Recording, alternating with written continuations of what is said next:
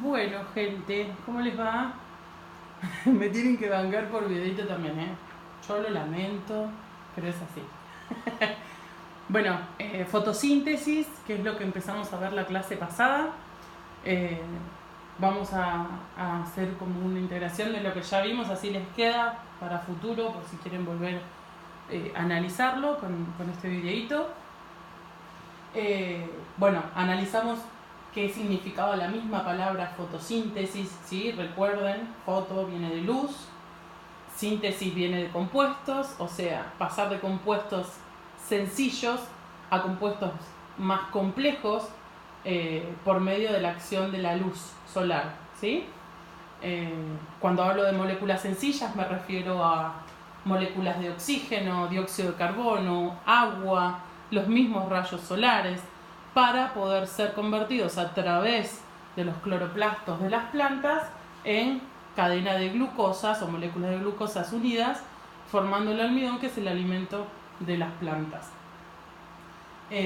Bueno, vamos a recordar un par de cosas, como la fórmula química. Por cada 6 moléculas de dióxido de carbono y 12 moléculas de agua que utiliza la planta con acción de luz, se obtienen como productos, en la misma fórmula química, una molécula de glucosa, 6 de oxígeno y 6 de agua. Bueno, vamos a recordar entonces que el órgano encargado de realizar esta fotosíntesis son los cloroplastos, los plastidios en formato cloroplastos, que son aquellos que contienen el pigmento clorofila, el verde. Recordemos que la fotosíntesis utiliza o condiciona sus funciones a través de la energía lumínica, el agua, el dióxido de carbono, la utilización de los pigmentos. Recuerden que el que absorbe la planta es el azul y el rojo y refleja el verde, es por eso que la vemos verdes de las plantas. Y además el factor temperatura, que hay que tener en cuenta, entre los 0 y los 50 grados, que es donde se realiza la fotosíntesis, ya que sabemos que al pasar el punto de congelamiento la planta no realiza fotosíntesis, ¿sí? ¿Y qué nos libera después de la fabricación, o mientras o después de la fabricación de glucosa? Es oxígeno, agua, justamente glucosas unidas formando el almidón, y también nos libera ATP y NAD-fosfato reducido, que recuerden que son nucleótidos y enzimas activas transmisoras de energía, ¿sí? Es lo que nos permite a nosotros, como seres vivos en general, estoy hablando plantas y animales, para realizar movimientos y acciones en nuestro organismo. Y además también reduce de manera considerable el dióxido de carbono en la atmósfera, ya que es uno de los principales compuestos que utiliza para realizar la fotosíntesis. Bien, también recordemos que tiene dos fases la fotosíntesis. Teníamos la fase lumínica y la fase oscura o ciclo de Calvin-Benson, ¿sí? La fase lumínica, también recordemos que se da dentro de la membrana tilacoidal, ¿sí? Dentro de esas moneditas. Las moneditas tienen una membrana interna y externa, y entre ellas tienen la membrana tilacoidal, que es donde se genera esta primer fase lumínica, ¿sí? Y la fase oscura sucede en el estroma, en ese compuesto gelatinoso que hay entre esos tilacoides y entre todo el cloroplasto. Bien, bueno, como les dije la clase pasada, la fase lumínica inicia con esto de la fotólisis del agua, ¿sí? El agua absorbida por medio de las raíces de las plantas. La fotólisis es la ruptura de la molécula de agua, o la disgregación. No es, ni siquiera es ruptura, es como que se disgrega la molécula, se separa en sus componentes principales las moléculas de agua por acción de los rayos del sol, de la luz. Es como si fueran bombardeadas, ¿sí? Por rayos solares las moléculas de agua, y se separan en los dos hidrógenos, las dos moléculas de hidrógeno y la molécula de oxígeno. Bien. Y además de esas moléculas, también se libera al ambiente, cuando se da esta fotólisis, 2 electrones por cada molécula fotolizada. Esos 2 electrones van a ser los que desencadenan dentro de la membrana tilacoidal la fase lumínica, ¿sí? Voy a adelantar el videito como hicimos la otra vez, porque no voy a dibujarles. Que en su membrana contiene. Vamos a quitarle el sonido, así me escuchan a mí y no a Chango. ¿Sí? Bueno, ahí tienen el cloroplasto, la grama, la membrana tilacoidal, membrana interna, membrana externa y el estroma. ¿Hasta ahí vamos bien?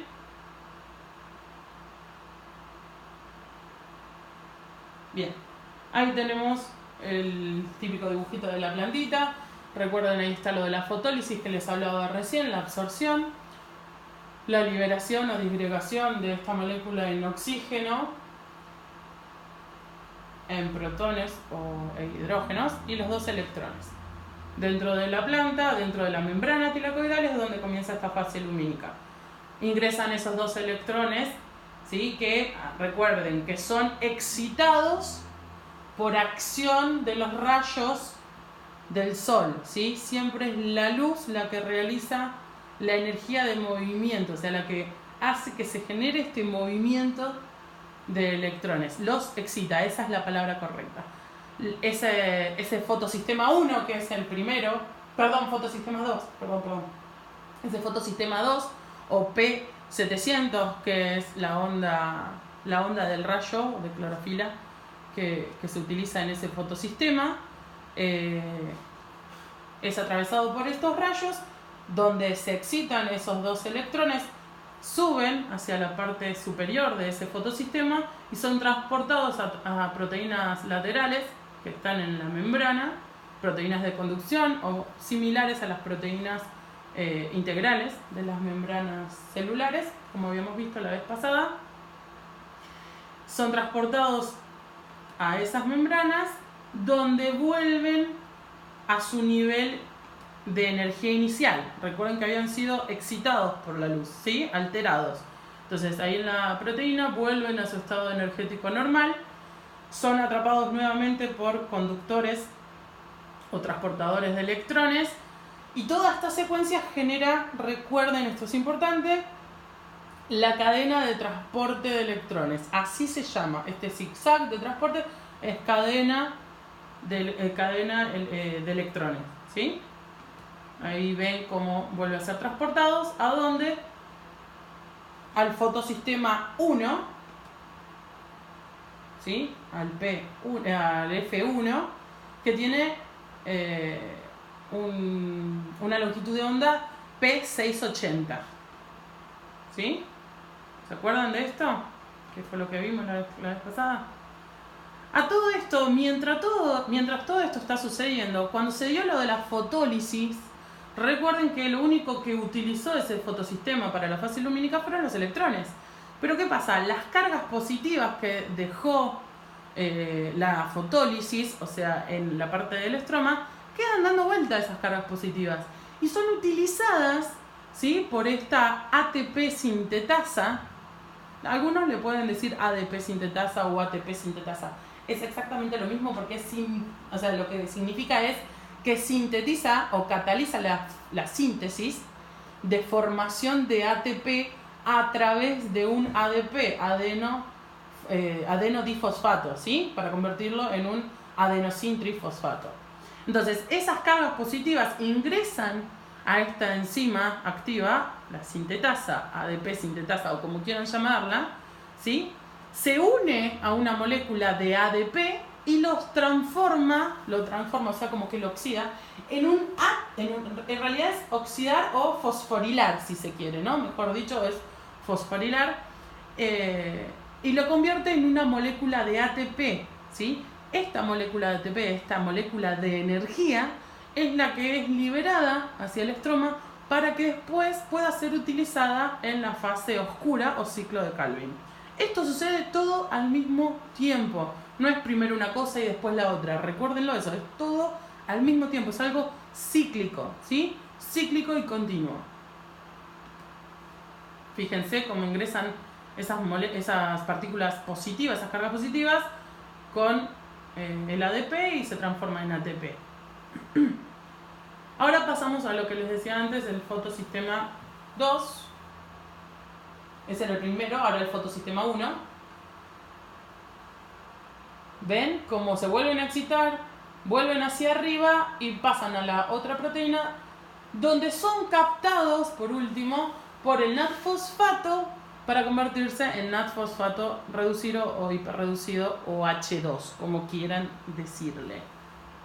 ¿Sí? Y nuevamente es liberado al estroma como el ATP para ser utilizado en la fase oscura. ¿Sí? Eso es lo que vimos la clase pasada. ¿Recuerdan? Oxígeno, H2O, los dos electrones, y se liberan ATP y NAD-fosfato reducido para el ciclo de Calvin. Ahora vamos a ver el tema de la fase oscura. ¿Sí?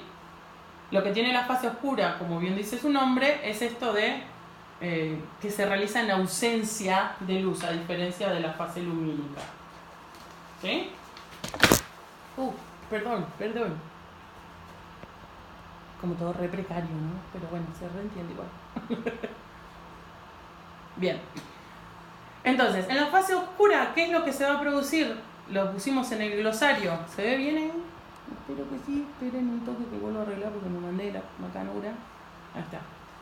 ¿Qué es lo que se produce? La PGA, como dijimos en el glosario, PGA, que es ácido 3 fosfoglicérico o la rubisco, ¿se acuerdan? A partir de la rubisco, ¿sí? Esa no sé si se acuerdan, pero bueno, vamos a hablar de eso. Se produce la PGAL, que es el gliceraldehído 3-fosfato, que esto es cuando se reduce el rubisco, estas cosas que estamos viendo acá es cuando se reduce la rubisco, la glucosa y energía. Esto todo sucede en la fase oscura. Carbohidratos.